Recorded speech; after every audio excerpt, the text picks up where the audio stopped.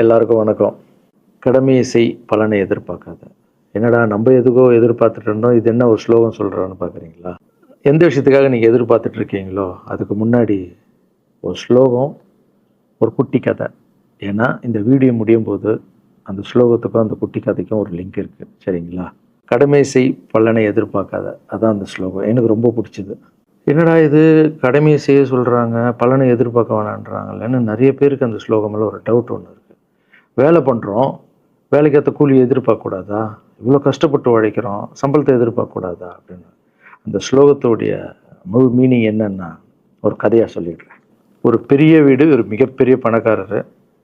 அவர் room மட்டும் clean பண்ணுறதுக்கு ரெண்டு ஆட்கள் இருப்பாங்க.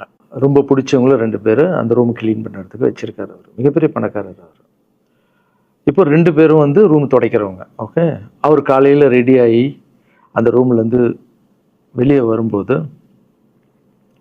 அவங்க துடைச்சிட்டு இருக்காங்கல்ல, அதில் ஒருத்தர் வந்து அவர் பாட்டுன்னு ஒரு வேலையை பார்த்துட்டு இருப்பார், துடைச்சிக்கிட்டே இருப்பார். இன்னொருத்தர் இருக்கார்ல, அவர் போய், சார் உங்கள் ட்ரெஸ்ஸு சூப்பராக இருக்குது சார், சார் நீங்கள் போட்டுக்கிற கண்ணாடி நல்லா இருக்குது சார், சென்ட்டு சூப்பராக இருக்குது சார், நல்லா இருக்குது சார், சூப்பராக இருக்கீங்க சார், எனக்கு பேக் கொடுங்க சார் அப்படின்னு வாங்கிட்டு போவார். இன்னொரு ஆள் வணக்கம் சார் சொல்லிட்டு வேலையை மட்டும் பார்த்துட்டு இருப்பார். இப்படியே தினமும் நடக்கும். அப்புறம் அந்த ஓனர் வந்து இந்த ஊரை விட்டு வெளியூருக்கு போகிறாரு. போகும்போது 2 வேலைக்காரங்களும் கூப்பிட்டு ஒருத்தருக்கு வந்து 1 மாதம் சம்பளம் எக்ஸ்ட்ரா, யார் கூட பேக்லாம் தூக்கிட்டு போய் எப்போ பார்த்தாலும் நான் சூப்பர்னு சொன்னார்ல, அவருக்கு 1 மாதம் சம்பளம் எக்ஸ்ட்ரா. இன்னொரு ஆளுக்கு ஒரு வீடு வாங்கி கொடுத்து அவரை, நீ என் கூடவே வந்துருங்க, நான் அவர் கூடவே அவரை கூப்பிட்டு போகிறேன். இவன் ஓடி போய் கேட்டானா, சார் என்ன சார் தினமும் நான் தானே சார் உங்கள் பேக் எடுத்துருந்தேன், நான் கொடுத்த வேலையை நீ கரெக்டாக பண்ணல, நீ ஜால்ரா அடிக்கிறதுலையே இருந்த, எனக்கு இது நல்லா இருக்கு அது நல்லா இருக்குன்னு. ஆனால் அவன் வேலையை மட்டும்தான் பார்த்தான். வேலையை கரெக்டாக பார்த்தா பலனு கடவுள் கொடுப்பார், அந்த பலன் தான் இது அப்படின்னு சொன்னாங்க. இப்போ விஷயத்துக்கு வருவோமா? திருச்சி கிழக்கு தொகுதி. இன்றைக்கி நான் என்ன முடிவு சொல்கிறேன் இதுதானே. நான் திருச்சி கிழக்கில் நிற்கணுன்னா நான் முதல்ல அரசியலுக்கு வரணும். நான் அரசியலுக்கு வரேனா இல்லையான்றதை சொல்கிறேன்.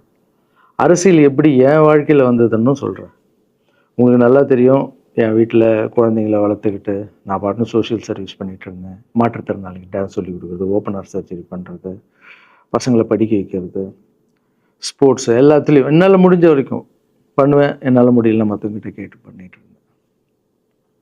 இந்த டைமில் தான் ஜல்லிக்கட்டுன்னு ஒன்று வருது. ஒரு சில விஷயம்லாம் ஃபாஸ்ட்டாக சொல்லிடுறேன், உங்களுக்கு தெரிஞ்ச விஷயந்தான். ஜல்லிக்கட்டுன்னு ஒன்று வருது, அதில் நான் போகிறேன், சாப்பாடு போகிறதுக்காக குழந்தைங்களுக்கு போகிறேன். அப்படி நான் அந்த ஜல்லிக்கட்டு நடந்து முடிஞ்ச விஷயம்லாம் உங்களுக்கு தெரியும். அப்புறம் என் மேலே ஒரு தலைவர் விமர்சனம், எதுக்கு தலைவர்னு சொல்லுவார், நம்ம அண்ணன் தான், சீமான் அண்ணன் ஒரு விமர்சனம் வைக்கிறாரு. அதுக்கு நான் மறுபடியும் ஒரு ட்வீட் போடுறேன், அவர் ட்வீட் போடுறேன். அப்போ தான் என் வாழ்க்கையில் அரசியல்னு எடுத்து அந்த நுழையுது. நம்ம சாப்பாடு போகிறதுக்கு போகணும், இது என்னடா இவ்வளோ பெருசாக இருக்குது, அந்த ஜல்லிக்கட்டு தான் எனக்கு அரசியலில் உள்ள நுழைஞ்சது, என்னடா இவ்வளோ பெருசாக இருக்குது அப்படின்னு. அப்படியே போச்சு. அதே தலைவர் தான், அதே சீமான் தான் ரஜினி சார் அரசியலுக்கு வர்ற மாதிரி பேச்சு அடிபட்ட உடனே அவங்க சைட்லேருந்து பேசுகிறாங்க, தலைவரை பற்றி பேசுகிறாங்க. தலைவர் எனக்கு வந்து ஒரு குரு, என்னை வாழ வச்ச தெய்வம், ஒரு அப்பா மாதிரி, ஒரு அண்ணன், அப்பா எல்லாமே சொல்லலாம். ஸோ அவரை பற்றி அதிகமாக பேச ஒரு முறையும் சூப்பர் ஸ்டாருக்கு ஃபோன் போடுவேன், அண்ணா ரொம்ப ஓவராக பேசுகிறாங்க, டெப்பா கம்முன்னு இருக்கண்ணா, நீ சைலண்ட்டாக இப்படியே ஓரளவுக்கு தான் நம்மளால் பொறுக்க முடியும். அதுக்கப்புறம் ஆடியோ ரிலீஸ் ஃபங்க்ஷனில் என் மனசில் கடலாம் உடச்சி சொன்னேன், அதை நீங்களும் பார்த்துருப்பீங்க, தெரியும். அதுக்கப்புறம் ஒரு ரஜினி சாருக்கு ஒரு ஃபங்க்ஷன் வந்தது, அந்த ஃபங்க்ஷன்லேயும் பேசினேன் இதை பற்றி. உங்களுக்கு தான் தெரியுமா அந்த வீடியோ, யார் ஓட்டப்பந்தயத்தில் ஜெயிக்கிறது, இப்போ கூட அந்த வீடியோ போயிட்டுருக்கு. அதை பேசணும், அது பாட்டும் அப்படியே போயிட்டு இருந்தது. அதுக்கப்புறம் பார்த்தீங்கன்னா ரஜினி சார் அரசியலுக்கு வரேன்னு அனௌன்ஸ் பண்ண உடனே நான் போய் தலைவரை பார்க்குறேன், என்ன வரீங்களா, நியூஸில் வருது, ஆமாக்கா நான் வரேன் அப்படின்னா பயங்கர சந்தோஷம். ஏன்னா வாழ்க்கையில் ஒளி ஏற்றி வச்சவர், அவர் அரசியலுக்கு வர்றாரு, அவருக்கு சப்போர்ட்டிவாக இருக்கணும் நம்ம. அப்புறம் எல்லாருக்கிட்டையும் போய் நம்ம கேட்டுட்டு இருக்கோம், தலைவர் வந்துட்டாருன்னா எல்லாமே குழந்தைங்களுக்கு இன்னும் நிறைய பண்ணலாம் அப்படின்னு, என்ன நானும் வரேன் அப்படின்னா ரொம்ப சந்தோஷம் அப்படின்னு ஸ்ட்ரெயிட்டாக கிளம்பி நான் ட்ரஸ்ட்டுக்கு வரேன். என்னுடைய ட்ரஸ்ட்டு, என்னுடைய ஃபேன்ஸு எல்லாரையும் கூப்பிட்டு என்னுடைய வெல்விஷர்ஸ் எல்லாரையும் கூப்பிட்டு உட்கார வச்சு தலைவர் அரசியலுக்கு வராரு. புரியுதுங்களா? எனக்கு வந்து எழுத படிக்க தெரியாது, அதான் ஒரு ட்வீட் பண்ணணும், இதெல்லாம் ரெடி பண்ணுங்கன்னு தமிழில் சொல்லிவிட்டு அவங்க ரெடி பண்ணிட்டு இருக்க ஒரு டீம். இன்னொரு டீம் உட்காந்து என்கிட்ட கேள்வி கேட்குறாங்க, தலைவர் அரசியலுக்கு வந்து அவர் வந்து சிஎம் ஆகிடுவார், நீங்கள் வந்து அமைச்சர் ஆகிடுவீங்களாண்ணே, சுகாதாரத்துறை அமைச்சர் தான் நம்ம வந்து ஆப்ரேஷன் நிறைய பண்ணலாம், இன்னொருத்தர் கல்வித்துறை எடுத்தால் நிறைய படிக்க வைக்கலாம். டேய், கடமை செய்யணும், பலன் எதிர்பார்க்கக்கூடாது. சுகாதாரத்துறை அமைச்சர், இது வந்து கல்வித்துறை, இதெல்லாம் படிச்சவங்க வர இடம். அண்ணன் படிக்கலடா. எல்லாருக்கும் படித்த இடத்த போட்டு ஒரே இடத்துல போய் முடங்கி போய் படிப்புனா படிப்பு மட்டும், எல்லாம் கட்சி வளரட்டும், தலைவர் வரட்டும், எல்லா துறையிலேருந்து ஹெல்ப் கேட்டு நல்லா பண்ணுவோம், பெரிய ட்ரஸ்ட்டு கட்டுவோம். இப்போன்னா சின்ன ட்ரஸ்ட்டில் தான் நம்ம இருக்கோம். சின்ன வீட்டில் 60 குழந்தைங்க நீங்கள் இருக்கீங்க, 100 ஏக்கரில் கட்டுவோம். ஊனமுற்றோர்கள் இந்த பக்கம் திருநங்கைகளுக்கு, இந்த பக்கம் முதியோர்களுக்கு ஒரு பெரிய ட்ரஸ்ட் கட்டி பண்ணுவோம்டா. சூப்பர்ண்ணா.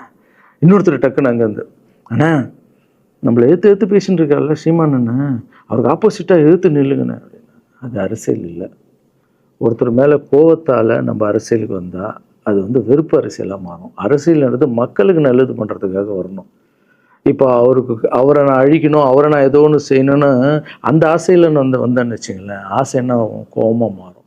கோவத்துலேருந்து என்ன வரும், வார்த்தைகள் தப்பாக வரும். வார்த்தைகள் மட்டும் வராது, தப்பான வார்த்தைகள் வரும். மக்களுக்கு நம்ம மேலே மரியாதை இல்லை, மக்களுக்கு நம்ம மேலே மரியாதை இருக்காது, போயிடும்.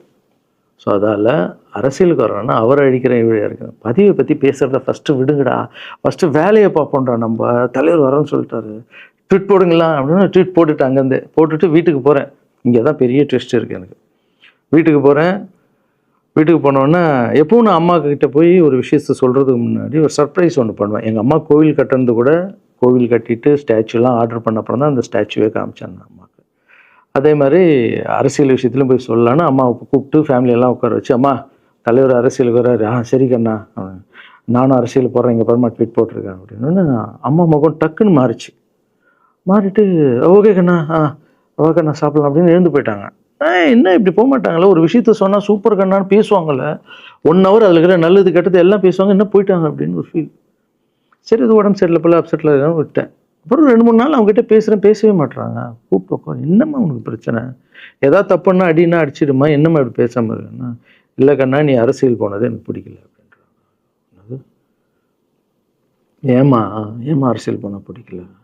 இல்லை கண்ணா, அது ஒரு சாக்கடை, அரசியலுக்கு போகக்கூடாது, அது வந்து பணம் கொடுக்குறாங்க அரசியலுக்கு, ஊட்டு வாங்குறதுக்கு பணம் கொடுத்து தாங்க நான் ஜெயிக்கிறாங்க. அதுக்கப்புறம் ஜாதி இல்லைன்னுவாங்க, ஜாதி இருக்குது, மதம் இல்லைன்னுவாங்க, மதம் இருக்குது, அந்த சாக்கடைக்குள்ளே நீ போகாதப்பா. நம்மளுக்கு வாழ்க்கையை ஒளி வச்சு ஏற்றி வச்சவர் தாங்க நம்ம சூப்பர் ஸ்டார், அவர்கிட்ட என்னை கூப்பிட்டு போப்பா, நான் சொல்கிறேன், அவர் ஒரு ஆன்மீகவாதி, அவரும் அரசியலுக்கு வர வேணாம், இந்த வயசில் அவர் நிம்மதியாக இருக்கட்டும், எதுக்கு அரசியலுக்கு வர, என்னை கூப்பிட்டு போ, அப்பாயின்மெண்ட் வாங்கி கொடுத்துருந்தாங்க. அப்பாயின்மெண்ட் வாங்கி கூட நானும் வேறு கனவுல வந்து மைண்ட் வைஸ், அம்மா நான் சொல்கிறது கேளுமா, நம்ம எத்தனையோ இப்போ வந்து எல்லா குழந்தைங்களுக்கும் ஒவ்வொரு ஸ்டேஜில் போய் கேட்டு தானேம்மா ஹெல்ப் நடக்குது. இப்போது தலைவர் வந்துட்டாருன்னா நம்ம தாராளமாக பண்ணலாம்லம்மா, உன் கையில் எவ்வளோ காசு இருக்கோ அதுக்கு மட்டும் செய், அரசியல் வேணான்னு சொல்கிறேன் அப்படின்னு போயிட்டான். அந்த ஃபேஸ் வந்து அதுக்கப்புறம் அடிதான் நம்மளுக்கு. சரி, இந்த உலகத்தில் அம்மா மீறி பண்ணலாம், ஆனால் நான் உருப்பிட மாட்டேன், எனக்கு நல்லா தெரியும். இந்த உலகத்துலேயே எனக்கு யாருன்னா எங்கள் அம்மா தான். அது அம்மா இல்லை, எங்கள் கடவுள்னே சொல்லலாம், நான் எதிர்க்க பார்க்குற கடவுள். சரி, அம்மாவுக்கு சொல்லி புரிய வைக்கலாம், என்னடான்னு தலைவர்கிட்ட போய் எப்படி சொல்கிறது, பசங்கிட்ட ஒரு பயங்கர பில்டப் கொடுத்துட்டோம், அது இதுன்னு எல்லாம் வேலை பார்த்துட்டு இருக்காங்க, என்ன பண்ணுறது. அந்த டைமை பார்த்து கொரோனா வருது, ஒரே ஷாக்கு, வெளியே போக முடியாதுன்றாங்க, இல்லைன்னா முடிஞ்சு போச்சு. பிரச்சாரம் பண்ண வெளியே போக முடியாது, தலைவருக்கு உடம்பு சரியில்லாமல் போகுது, ஹைதராபாத் ஷூட்டிங் போகிறார், உடம்பு முடியல, அப்படியே எல்லாமே கொலாப்ஸ் ஆகுது. அப்புறம் தலைவர் அலௌன்ஸ் பண்ணுறாரு, நான் அரசியலுக்கு வரல, டாக்டர்ஸ் வந்து போகக்கூடாதுன்னு சொல்லிட்டாங்க, கொரோனா டைமில் நம்ம வந்து பிரச்சாரம் போக முடியாது, அந்த காரணம் சொன்னார், அது உங்களுக்கு எல்லாருக்கும் தெரியும். ஆவலை தான் தலைமையில் கை வச்சுன்னு உட்காந்துட்டோம். நான் ட்ரஸ்ட்டில் இருக்கிற குழந்தைங்க மற்றவங்க எல்லோரும் என்னென்னோ நினச்சி ஒர்க் பண்ணிட்டு இருந்தால எல்லாரும் அப்செட்டில் உட்காந்துருக்கோம். தலைவர் ஒருத்தம் போய் பேசி பார்க்கலாம் அவர்கிட்ட, தலைவர் வர்றாரு, கூப்பிட்றாரு, போகணும். அந்த மாதிரி தலைவரை பார்த்ததில்லை நான். அப்படியே எனக்கு புரிஞ்சுது, அவர் ரொம்ப வலியில் இருக்கார் அப்படின்னு. எவ்வளோ சுறுசுறுப்பானால உடம்பு முடியலைங்கண்ணா. பரவாயில்ல, உங்கள் உடம்பு தானே முக்கியம், என்ன இதெல்லாம் என்னென்ன தூக்கி போடுங்கண்ணா. இல்லைங்கண்ணா, இத்தனை வருஷம் என்னை வாழ வச்சாங்கல்ல, அவங்களுக்கு ஏதாவது ஒன்று பண்ணணும்னு நினச்சாங்கண்ணா, இங்கே குத்துதுக்கண்ணா, எனக்கு என்ன பண்ணுறதுன்னு தெரியல, ரொம்ப கஷ்டமாக இருக்குது அப்படின்னா. அண்ணே அதை விடுங்கண்ணே, எல்லாம் அப்படின்னு அவர்கிட்ட பேசிட்டு அவர் வந்து அப்போ நான் முன்னாடி பேசும்போது அவர் சொல்கிறார், நான் கூட பதவிக்கு வரணும்னு ஆசைப்படல, இன்னொரு நல்ல ஆள் படித்த ஆள் அங்கே நிற்க வச்சு பார்ப்போம். யாருன்னே சொல்லுவேன், யாருன்னு கூட சொல்லலை. அது அப்படியே போச்சு. அவர் மனசுக்கு மட்டும்தான் தெரியும், யாருன்னு கூட சொல்லலை. ரொம்ப அப்செட்டாக இருந்தார். சரி ஓகே, இதுவும் கடந்து போகணும். அப்படியே கடந்து போச்சு. எனக்கும் காஞ்சனா படம் அது இதுன்னு பெரிய ஹிட் ஆகுது. அதுக்கப்புறம் யாருக்கிட்டேயும் நீங்கள் யாரும் எனக்கு ஹெல்ப் பண்ண வேணாம். முதல் நாள் நான் கலைஞர் ஐயா கிட்ட ஹெல்ப் கேட்டேன். அவர் ஒரு சில குழந்தைங்களுக்கு ஹெல்ப் பண்ணார். அதுக்கப்புறம் அன்புமணி ராமதாஸ் ஐயா, அவரும் ஹெல்த் மினிஸ்டர் இருக்கும்போது அவர் ஒரு சில குழந்தைங்களுக்கு ஹெல்ப் பண்ணார். அப்புறம் நம்ம விஜய் சார் நண்பர், அவர் ஒரு குழந்தைக்கு ஆப்ரேஷன் பண்ணார். ஸோ இருக்கும்போது என்னால் முடிஞ்ச வரைக்கும் சொந்த பணத்தை போட்டு பண்ணிவிடுவாங்க. முடியாத போது தான் நான் அந்த ஹெல்ப்பை கேட்பேன். இப்போ தான் நல்லா வந்துட்டுமே, யாருக்கும் எனக்கு பணம் கொடுக்க வேணாம், இனிமேல் என் சொந்த பணத்திலே பண்ணுறேன்னு சொல்லிட்டு நான் பாட்டுன்னு ஒரு வீடியோ கூட நான் போட்டேன், இனிமேல் யாரும் பணம்லாம் கொடுக்க வேணாம். அப்படியே போயிட்டுருக்கு. காஞ்சனா எல்லாம் முடிஞ்சு ஜிகிர் தண்டா படம் ரிலீஸ் ஆகுது. ஜிகிர் தண்டா பார்ட்டி போயிட்டுருக்கு. டைரக்டர் நின்று பேசுகிறேன். நான் டைரக்டர் கிட்ட போகிறேன். டைரக்டர் யார்கிட்டயோ ஃபோனில் பேசிகிட்டு இருக்காரு. அப்படியே பேசிகிட்டு இருக்கிறவர் டக்குன்னு இந்தப்பா சீமானன் பேசுவான்னு கொடுத்துட்டாரு என்கிட்ட. அவருக்கும் தெரியாது நான் பேச போகிறேன். அவர்கிட்ட லாரன்ஸ் பேசுவார், சீமானன் ரெண்டு பேரும் சைலண்ட்டு. நானும் எதுவும் பேசலை, சீமானனும் எதுவும் பேசலை. அப்படியே ஒரு நிமிஷம் அப்படியே நிற்கிறோம். பெரியவர் இல்லை என்னாலும் அண்ணன் அப்படின்னு, அவ்வளோதான் அண்ணன். பயங்கர பாசம். எந்த இடத்துல கோவம் இருக்கும் அந்த இடத்துல குணம் இருக்குன்னு சொல்லுவாங்கள்ல. அண்ணன் புகழ்ந்து தள்ளுறாரு ஜிகர் தண்டாவை. இப்படி பண்ண கண்ணா, அப்படி பண்ண இவ்வளோ சூப்பராக பண்ண, அந்த சீன் எனக்கு ரொம்ப பிடிச்சதுன்னு. அவருடைய அன்பு தான் தெரியும்ல, எல்லாமே அதிகமாக இருக்கும் அண்ணன்கிட்ட. அண்ணா ரொம்ப சந்தோஷமாக வாழ்த்தினார். அப்புறம் நான் மாற்றம்னு ஒரு அமைப்பு ஆரம்பிச்சிருக்கேன்ல, இந்த விவசாயிகளுக்கு டிராக்டர் கொடுக்கறது, அப்புறம் மாற்றுத்திறனாளிக்கு ஸ்கூட்டி கொடுக்குறது, எல்லாமே அதை பார்த்துட்டு பத்திரிகையாளர் கேட்குறாங்க அவர்கிட்ட, ரகுவலரன் சார் மாற்றம்னு அமைச்சிருக்காருன்னா, நல்ல விஷயம் தம்பி, நல்லா பண்ணிட்டோம், நல்லா இருக்கட்டும் அப்படின்னு வாழ்த்தினார். ஸோ ஒரு பெரிய பிரச்சனைக்கு கடவுளே அதை அப்படியே சால்வ் பண்ணி வச்ச மாதிரி ஆயிடுச்சு. அப்படியே போச்சு. ஆனால் நீங்கள் நல்லா இருக்கணும், எங்கே இருந்தாலும் நல்லா இருப்பீங்க. எப்போல்லாம் ட்ரஸ்ட்டுக்கு போகும்போது பசங்களாம் கேட்பாங்க, அந்த 100 ஏக்கர் ட்ரஸ்ட்டு குழந்தைங்க, சரி ஓகேடா. அப்படி பார்த்தீங்கன்னா நண்பர் விஜய் சார்கிட்ட பேசிகிட்டு இருக்கும்போது நான் வர அரசியலுக்குன்றார். நிஜமா நண்பா அப்படின்னு. எஸ் அப்படின்னு. மறுபடியும் போய் ட்ரஸ்ட்டில் உட்காந்து டேய் நண்பர் வராரு. ஏன்னா சூப்பர் ஸ்டார் எனக்கு எவ்வளோ க்ளோஸோ, நண்பர் கூட அவ்வளோ க்ளோஸ் தான் எனக்கு. ஏன்னா மேகமாய் போகிறேன்ற சாங்லேருந்து நான் அவருக்கு டான்ஸ் மாஸ்டராக பண்ண ஆரம்பித்தேன். அதுக்கப்புறம் நிறைய சாங் பண்ணேன், சரக்கு வச்சுருக்கேன். அப்போ உங்களுக்கு தெரியும், அந்த தாம் தக்க தீம் தக்க அவருக்கு மட்டும் நான் ஸ்பெஷலாக பண்ணி கொடுத்துட்டு போவேன். தமிழ் வேறு யாருக்கும் பண்ண மாட்டேன். அவர் கூப்பிட்டா வருவேன், தலைவர் கூப்பிட்டா வருவேன், சாங் பண்ணிட்டு போவேன். அவர் வரணும் போது எஸ், ஏன்னா அவர் ஒரு முடிவு எடுக்க மாட்டார், எடுத்தாருன்னா அவர் நல்ல உழைப்பாளி பண்ணுவார் அப்படின்னு நினச்சி மறுபடியும் போய் ட்ரஸ்ட் ஆளுங்கெல்லாம் பேசுகிறதுக்கு முன்னாடி, ஐயோ அம்மா இருக்காங்களே பிடிக்காத, ஃபஸ்ட்டு அங்கே கரெக்ட் பண்ணணும்ல. அங்கே போனேன். அம்மா நண்பர் அரசியலுக்கு வராருப்பா, என்னம்மா அப்போ தான் ஓகே, இப்போ எல்லாம் மாறி இருக்கு, போகலாமா, நீ ஃபஸ்ட்டு அவர்கிட்ட ஒரு அப்பாயின்மெண்ட் வாங்க, நான் உன்னை கூப்பிட்டு போகிறேன் அப்படின்னா. கூப்பிட்டு போய் இந்தப்பா என் பிள்ளைய ஒப்படைக்கிறேன் பார்த்துக்கப்பான்னு சொல்லுன்னு பார்த்தா, என்னம்மா பேச போகிறான்னு கேட்டேன். நீ அரசியலுக்கு வராத தம்பி, இது ஒரு சாக்கடை, நீ அரசியலுக்கு வராத, நீ ரொம்ப சைலண்டான ஆள், உனக்கு இதெல்லாம் செட் ஆகாது, பணம் கொடுத்தா தான் ஜெயிக்க முடியும், ஜாதி இருக்குது, மதம் இருக்குது, இதெல்லாம் தாண்டி வருது கஷ்டம்னு நான் அவர்கிட்ட சொல்கிறேன்ப்பா அப்படின்னு. நான் அப்படியே மா புரிஞ்சுக்குமாண்ணா, டேய் மீன் குழம்பு வச்சுருக்கேன் சாப்பிட்றேன், அதே மீன் குழம்பு. ஓகே நான் நினச்சிட்டேன் நம்ம ஜாதகத்தில் இல்லை போல், சரி விட்டுடலாம், சரி இப்போ விட்டுருவோம், ஒரு 2-3 நாளைக்கு அப்புறம் மறுபடியும் பேசுவோம் அப்படின்னு மறுபடியும் பேசுகிறேன். அதே மறுப்பு தான். நானும் நண்பர்கிட்ட பேசுகிறேன், அம்மா இப்படி சொல்கிறாங்க நண்பா, அது அவங்களுக்கு தெரியல, அவர் நிறைய பேச மாட்டார், வயசானவங்க இல்லை, தெரியல, வந்தப்புறம் புரியும், ஒரே வார்த்தை தான். அதுக்கப்புறம் ஃபோனில் கூட்டணி கட்சியெல்லாம் வராது நண்பா, என்னடா யாரும் கூட்டணி கட்சி வரல நண்பா, இது அது நான் எனக்கு ஒருத்தரை பிடிச்சிட்டாங்கன்னா மனசில் பட்டதை எல்லாமே சொல்லிகிட்டு இருப்பேன். அது நல்லதோ கெட்டதோ, என் பழக்கம் அப்படி தான், பிடிக்கலாம் தூரம் ஒதுங்கிடுவேன். அப்படியே போகுது. எலெக்ஷன் வருது, அனௌன்ஸ் பண்ணுறாங்க, எலெக்ஷனில் நண்பர் நிற்கிறாரு. ரிசல்ட் அன்றைக்கி டோட்டலாக மாறுது எல்லாமே, அப்படியே தலைக்கீழாக ஆகுது, புரட்டி போடுறாரு சரித்திரத்தை. வேற அம்மா எப்போ முதல்ல தெரிந்து எங்கள் அம்மாவை தான். எனக்கு ரொம்ப ஆசையாயிடுச்சுன்னா எங்கள் அம்மா மேலே அம்மா பேர் கண்மணி. கண்மணி அப்படின்னு தான் கூப்பிட்டு போவேன். எங்கன்னு கூப்பிட்டு போனால் அம்மா கொண்டு என்னடா இவ்வளோ உஷாராக வர என்ன விஷயம், இங்கே வா உங்ககிட்ட தான் பேசணும். நீ என்னம்மா சொன்ன, பணம் கொடுத்தா தான் ஓட்டு போடுவாங்க, ஜாதி இருக்குது, மதம் இருக்குது, புது ஆளுங்களை வர விட மாட்டாங்க, ஜெயிக்க முடியாது, இதெல்லாம் சொன்னல. நண்பர் ஜெயிச்சிட்டார் பார்த்தியாம்மா.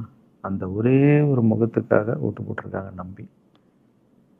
நம்பிக்கையான ஆள் வந்தால் போடுவாங்கம்மா, நல்லவங்களாம் வரலாமா, புரிஞ்சுக்கம்மா, என்ன விடுமா. இப்போ என்னம்மா சொல்கிற அப்படின்னு கேட்டேன். முதல் முறையாக எங்கள் அம்மா முகத்தில் ஒரு சிரிப்பை பார்த்தேன் நான். ஆமாம் கண்ணா, அந்த புள்ள எல்லாத்தையும் மாற்றிடுச்சு, இவ்வளோ பெரிய வெற்றியடி வரணும்னு நான் எதிர்பார்க்கலப்பா.